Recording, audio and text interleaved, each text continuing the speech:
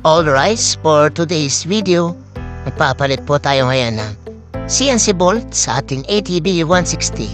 Sa kadahilan ng bumilog na po ang ating mga bolt.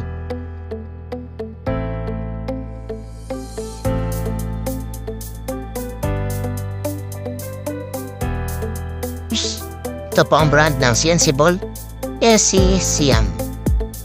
Sa mga gusto pong mag-order, maglalagay po ako ng link sa ating yellow basket. Sa mga wala pa pong TU range na tools, meron po akong na-order si Shopee sa halagang 131 pesos. One set na po. Ang sukat niya po ay number 8, 10, 12, and 14. Sa mga gusto pong mag-DIY, ito po ang crankcase.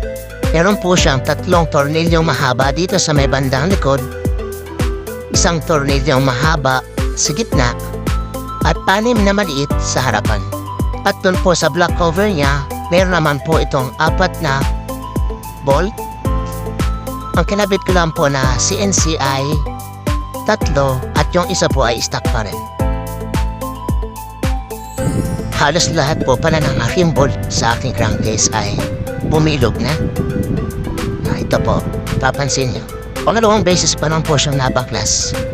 Ngunit, nagkatama po agad ang kanyang side. Papakita ko po sa inyo yung CNC bolt. Ayan po, kung makikita nyo, marami siyang kanto.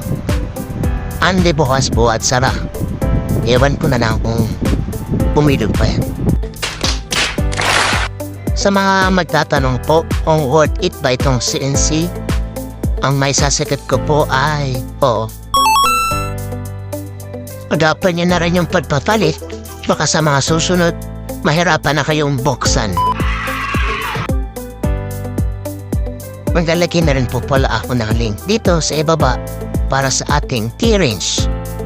Hanggang dito na lang po. Salamat. Hanggang sa muli. Paalam.